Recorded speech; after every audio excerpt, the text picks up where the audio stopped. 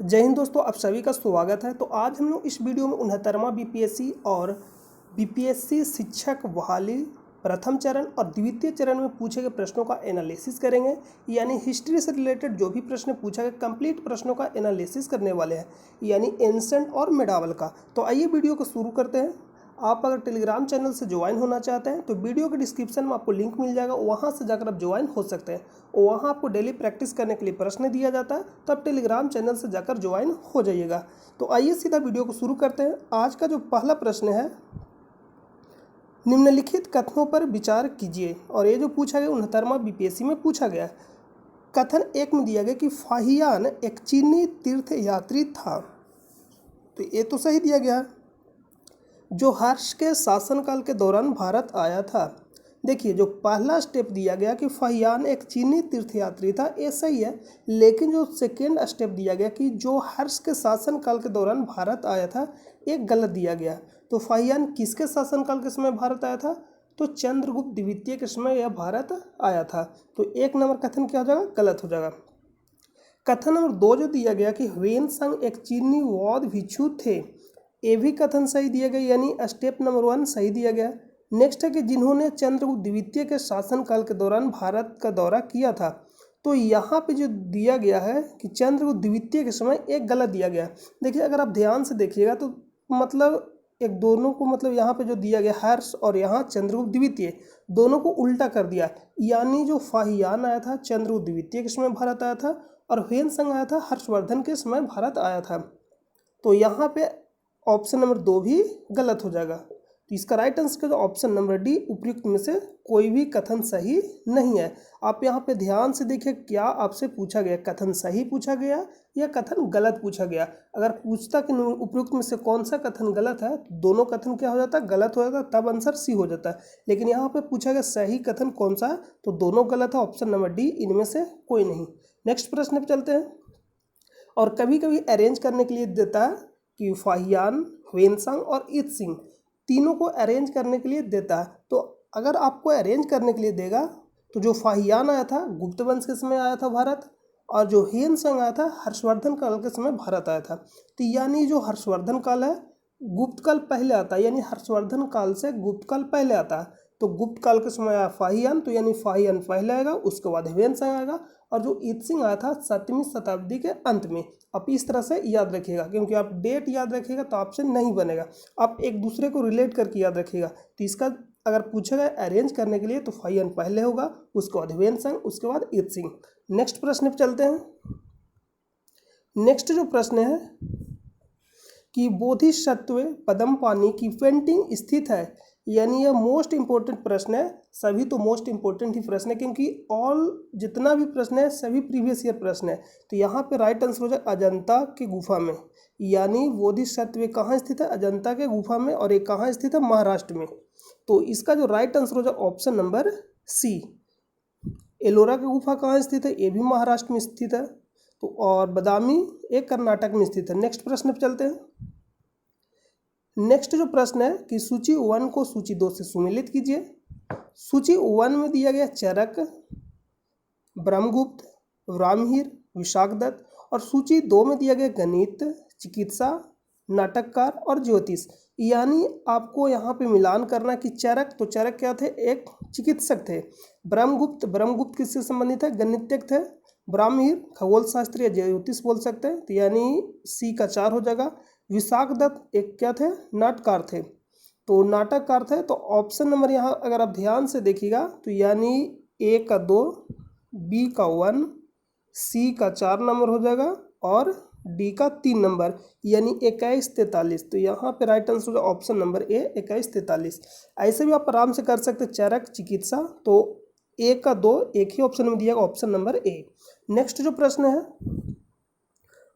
Next प्रश्न है कि निम्नलिखित कथनों पर विचार कीजिए। भारत में बाबर के आगमन के कारण, यानी भारत में बाबर के आगमन के कारण कथन 1 में दिया गया कि उपमहाद्वीप में बारूद का आगमन हुआ। तो बारूद का आगमन बाबर का आने से पहले ही हो गया है। तो यहाँ पे जो दिया गया, यानी 1 नंबर गलत हो जाएगा, ऑप्शन नंबर यानी कथन नंबर 1 गलत हो जाएगा। नेक्स्ट जो दिया गया कि क्षेत्र की वास्तुकला में मेहराब और गुंबद का परिचय हुआ था। तो अगर आप ध्यान से देखिएगा तो दिल्ली सल्तनत काल में ही इसका प्रयोग किया गया है, यानी दिल्ली सल्तनत काल में अगर इसका प्रयोग किया गया है तो उसके बाद मुगल काल आता है, यानी बहुत बाद में आता है। तो यहाँ पे यानी इसका जो राइट आंसर हो जाएगा, राइट यानी कथन नंबर 2 गलत हो जाएगा। तो कथन नंबर 2 भी गलत हो जाएगा। यहाँ पे पूछा कि उपयुक्त में से कौन सा कथन सही है। तो कथन 1 2 गलत है तो ए नंबर भी गलत हो जाएगा, बी भी गलत हो जाएगा क्योंकि 1 और 2 ऑप्शन में दिया गया है। तो यहाँ पे या तो डी हो सकता है या तो सी हो सकता है। जो नेक्स्ट कथन है 3 नंबर कि प्रदेश में तैमूरी राजवंश का स्थापना हो, ये बिल्कुल सही दिया गया है। नेक्स्ट जो दिया गया कथन नंबर 4 कि युद्ध में तोपों की शुरुआत हुई, ये भी कथन सही दिया गया क्योंकि बाबर का आगमन हुआ तो बाबर ने ही युद्ध में तोपों का यूज किया था, यानी शुरुआत किया। तो ऑप्शन नंबर 3 और 4 सही दिया गया, तो ऑप्शन नंबर सी इसका राइट आंसर हो जाएगा। नेक्स्ट प्रश्न पर चलते हैं। नेक्स्ट जो प्रश्न दिया गया कि 1857 के क्रांति के संबंध में 1857 के विद्रोह की विफलता के निम्नलिखित में से कौन से कारण थे, यानी 1857 की क्रांति विफल क्यों हो गया था, इसके बारे में पूछा गया। कथन 1 में दिया गया कि अंग्रेजों की श्रेष्ठता, यानी अंग्रेजों की सैन्य श्रेष्ठता, तो बिल्कुल कथन 1 नंबर सही दिया गया। यहाँ पे पूछा गया कि 1857 की क्रांति विफल क्यों हुआ, यानी किसके कारण से विफल हुआ। तो विफल होने का बहुत सारा कारण था, जैसे अंग्रेजों की सैन्य श्रेष्ठता हो जाएगा और विद्रोहियों के पास कोई भी एकीकृत कार्यक्रम या विचारधारा नहीं था, यह समाज के सभी वर्गों के समर्थन का अभाव था। यानी 1857 की क्रांति में जो उच्च वर्ग हुए वो क्या थे, इसमें भाग नहीं लिए थे। तो यानी यहाँ पे जो भी कथन दिया गया सभी इसका कारण हो जाएगा 1857 की विफलता का, तो यानी ऑप्शन नंबर सी इसका राइट आंसर हो जाएगा। नेक्स्ट प्रश्न पे चलते हैं। नेक्स्ट जो प्रश्न दिया है कि भारतीय कला में स्तूप, चैत्य और विहार का निर्माण निम्नलिखित में से किससे संबंधित है, तो यह किससे संबंधित है, बौद्ध धर्म से। चैत्य का मतलब होता है प्रार्थना स्थल, यानी जहाँ पे बौद्ध भिक्षु क्या करते हैं, प्रार्थना करते हैं। और विहार का मतलब होता है निवास स्थान बौद्ध भिक्षुओं का। तो यहाँ पे राइट आंसर क्या हो जाएगा, सी, यानी किससे संबंधित है पूछा गया तो बौद्ध धर्म से संबंधित है। स्तूप भी किससे संबंधित है, बौद्ध धर्म से। नेक्स्ट प्रश्न पे चलते हैं। नेक्स्ट जो प्रश्न है कि चीनी स्रोत के अनुसार श्रीलंका के शासक मेघवर्मन ने गया में बौद्ध मंदिर बनाने की अनुमति के लिए निम्नलिखित में से किस गुप्त राजा के पास एक मिशनरी भेजा था, यानी अनुमति मांगने के लिए। तो यहाँ पे राइट आंसर हो जाएगा समुद्रगुप्त, ऑप्शन नंबर बी।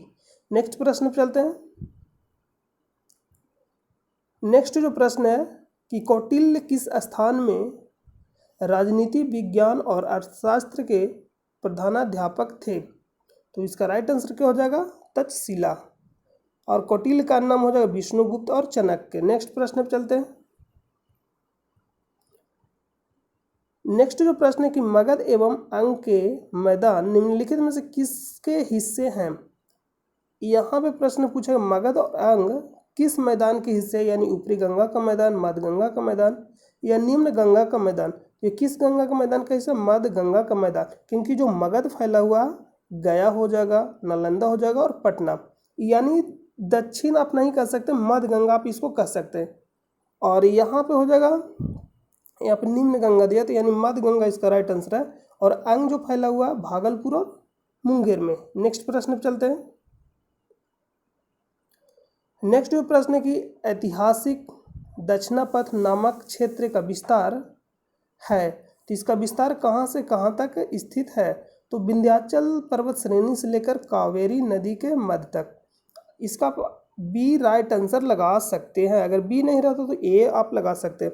देखिए कृष्णा नदी, कावेरी नदी दिया गया, तो कावेरी नदी के ऊपर है कृष्णा नदी, तो अगर हम विंध्य पर्वत श्रेणी से कावेरी तक लेंगे तो उसके अंदर ये भी क्षेत्र आ जाएगा, यानी ऑप्शन नंबर बी।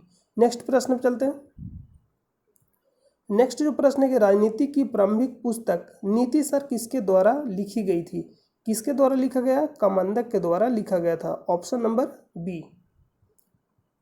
नेक्स्ट जो प्रश्न है कि मैथिली भाषा का विकास निम्नलिखित में से किसके शासनकाल के दौरान शुरू हुआ, तो किसके शासनकाल के दौरान शुरू हुआ था, ऑप्शन ए में दिया चेरो राजवंश, ऑप्शन बी में दिया गया ओनिवार राजवंश, और ऑप्शन सी में दिया कर्नाट राजवंश, और ऑप्शन डी में गया पिथिपति राजवंश।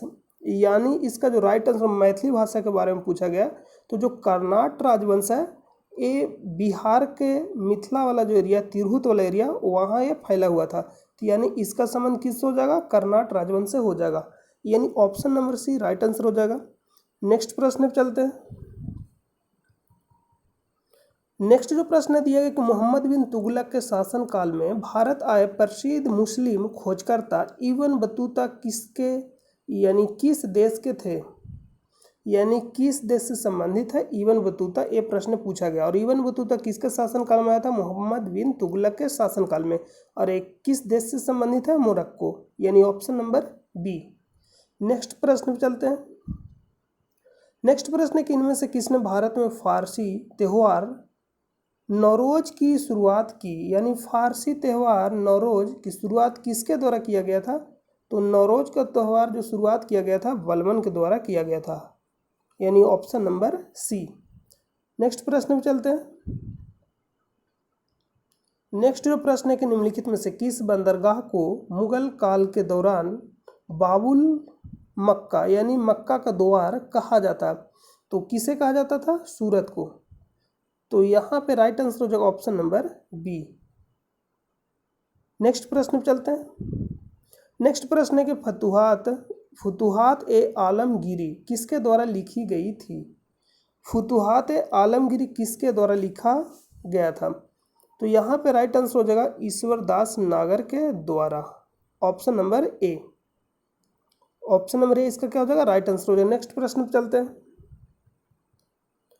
नेक्स्ट जो प्रश्न है कि नाथपंथियों, सिद्धों और योगियों ने भक्ति धर्म को किस क्षेत्र में लोकप्रिय बनाया? यहाँ पे भक्त नहीं लिखा गया, भक्ति धर्म लिखा गया। यानी नाथपंथियों, सिद्धों और योगियों ने भक्ति धर्म को किस क्षेत्र में लोकप्रिय बनाया? उत्तर भारत, दक्षिण भारत, पूर्वी भारत या पश्चिम भारत? तो यहाँ पे जो right answer option number A Uttar Bharat में इसे लोकप्रिय बनाया गया था। नेक्स्ट प्रश्न पे चलते हैं।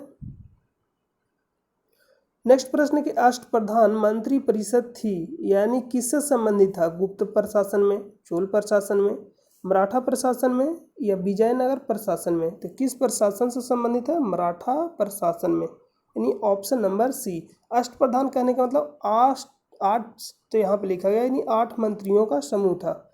नेक्स्ट प्रश्न पे चलते हैं। देखिए यहाँ पे दिया गया है सभी मंत्री का नाम दिया, इसमें से कुछ इंपॉर्टेंट है जो आप याद रखिएगा। पेशवा अथवा मुख्य प्रधान यानी राजा का प्रधानमंत्री। पेशवा कौन होता था? राजा का प्रधानमंत्री।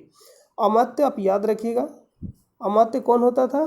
तो वित्त मंत्री या राजस्व मंत्री। पूछेगा आपसे प्रश्न है कि शिवाजी के अष्टप्रधान में अमात्य कौन था? तो वित्त मंत्री या राजस्व मंत्री। उसके बाद प्रश्न पूछा जाता है वाक्यान्विश ये कौन था? तो वर्तमान गृह मंत्री, यानी उस समय शिवाजी के अष्टप्रधान में वाक्यान्विश कौन था? गृह मंत्री। एक आपसे पूछा जा सकता है सुमंत, ये कौन था? वर्तमान यानी उस समय के विदेश मंत्री, यानी वर्तमान के विदेश मंत्री से संबंधित पद था। तो यानी सुमंत कौन था? विदेश मंत्री। आप ये 4 आप जरूर याद रखिएगा। बाकी यहाँ पे आप याद रख सकते हैं सचिव, यहाँ पे सचिव कौन था? तो राजकीय पत्र व्यवहार। बाकी 4 आप इंपॉर्टेंट है, आप उसको याद रखिएगा। नेक्स्ट प्रश्न पे चलते हैं। नेक्स्ट जो प्रश्न है निम्नलिखित में से किस तिथि को रानी विक्टोरिया की उद्घोषणा जारी हुई? तो किस तिथि को हुआ था? 1 नवंबर 1858 को, यानी ऑप्शन नंबर ए। नेक्स्ट प्रश्न पे चलते हैं। नेक्स्ट जो प्रश्न है कि डच ईस्ट इंडिया कंपनी ने किस वर्ष पटना में अपना कारखाना स्थापित किया? तो किस वर्ष किया गया था? 1632 में। नेक्स्ट जो प्रश्न है कि बक्सर की लड़ाई के बाद किस संधि पर हस्ताक्षर किए गए? तो किस संधि पर हस्ताक्षर किया गया था? तो इलाहाबाद की संधि। और ये संधि कब हुआ था? बक्सर की लड़ाई कब हुआ था? तो बक्सर के जब लड़ाई हो जाएगा, यहाँ पे पूछा गया बक्सर की लड़ाई, तो बक्सर की लड़ाई हो जाएगा 23 अक्टूबर 1764 को। 23 अक्टूबर 1764। और इलाहाबाद का संधि कब हुआ था? तो इलाहाबाद के 2 संधि हुआ था, यानी दोनों 1765 में हुआ था। जो पहला संधि हो जाएगा 12 अगस्त, यानी पहला संधि 12 अगस्त 1765 को किसके बीच हुआ था, ये प्रश्न पूछा जाएगा। तो रॉबर्ट क्लाइव और मुगल बादशाह शाह आलम द्वितीय के बीच। प्रथम संधि किसके बीच हुआ था? मुगल बादशाह शाह आलम द्वितीय और रॉबर्ट क्लाइव के बीच 12 अगस्त 1765 को। इसमें क्या हुआ था कि 26 लाख यानी वार्षिक दिया गया था मुगल बादशाह को। 26 लाख वार्षिक वेतन यानी 26 लाख वार्षिक दिया गया था मुगल बादशाह को, और उसके बदले मुगल बादशाह बिहार, बंगाल, उड़ीसा का दीवानी किसे दिया था? अंग्रेजों को। तो यहाँ पर आप याद रखिएगा प्रथम संधि, और जो द्वितीय संधि हुआ था 16 अगस्त 1765 को, और ये किसके बीच हुआ था? तो रॉबर्ट क्लाइव और सुजाऊ दौला के बीच। दोनों प्रश्न आपसे पूछा जाता है। नेक्स्ट प्रश्न पे चलते हैं। नेक्स्ट प्रश्न है, किस अंग्रेज सैन्य अधिकारी ने झांसी की रानी को यह कहते हुए श्रद्धांजलि दी थी कि यहाँ वह औरत सोई हुई है जो विद्रोहियों में एकमात्र मर्द थी? तो किसके द्वारा किया गया, कहा गया था? ह्यूरोज के द्वारा, यानी ऑप्शन नंबर ए राइट आंसर हो जाएगा। नेक्स्ट प्रश्न पे चलते हैं। नेक्स्ट प्रश्न है कि 1857 के विद्रोह को किसके द्वारा पहली बार प्रथम भारतीय स्वतंत्रता संग्राम के रूप में वर्णित किया गया था? तो किसके द्वारा किया गया था? वीडी सावरकर के द्वारा, ऑप्शन नंबर ए। नेक्स्ट प्रश्न पे चलते हैं। नेक्स्ट जो प्रश्न है कि 1817 में कलकत्ता में हिंदू कॉलेज की स्थापना किसने की थी? 1817 में कलकत्ता में हिंदू कॉलेज की स्थापना किसके द्वारा किया गया था? तो हेनरी विवियन ड्रेजियो के द्वारा किया गया था, ऑप्शन नंबर ए इसका राइट आंसर हो जाएगा। नेक्स्ट प्रश्न पे चलते हैं। नेक्स्ट प्रश्न है, निम्नलिखित में से कौन सा विद्रोह या आंदोलन लंबी दाढ़ी रखने पर कर लगाए जाने के कारण हुआ था? यानी कौन सा जो विद्रोह है या आंदोलन है, यानी लंबी दाढ़ी रखने पर कर लगाया गया था, जिसके कारण से यह विद्रोह हुआ था? ऑप्शन ए में दिया गया फराइजी आंदोलन, ऑप्शन बी में दिया गया पागलपंथी विद्रोह, और ऑप्शन सी में दिया गया वहाबी आंदोलन, और डी में दिया गया उपयुक्त में से एक से अधिक, और ई में उपयुक्त में से कोई नहीं। तो इसका जो राइट आंसर है वहाबी आंदोलन, ऑप्शन नंबर बी सी इसका राइट आंसर हो जाएगा, वहाबी आंदोलन। नेक्स्ट प्रश्न पे चलते हैं। नेक्स्ट जो प्रश्न है कि बंकिम चंद्र चटर्जी का उपन्यास आनंद मठ में किस विद्रोह का उल्लेख है? तो किस विद्रोह का उल्लेख है आनंद मठ में, ये प्रश्न पूछा गया। तो कौन सा विद्रोह का उल्लेख है? सन्यासी विद्रोह। तो यानी ऑप्शन नंबर ए इसका राइट आंसर हो जाएगा। तो नेक्स्ट प्रश्न पे चलते हैं। नेक्स्ट प्रश्न यानी जो भी प्रश्न था सारा कंप्लीट हो गया। तो मिलते हैं नेक्स्ट वीडियो में, तब तक के लिए अपना ख्याल रखिए। जय हिंद, जय भारत।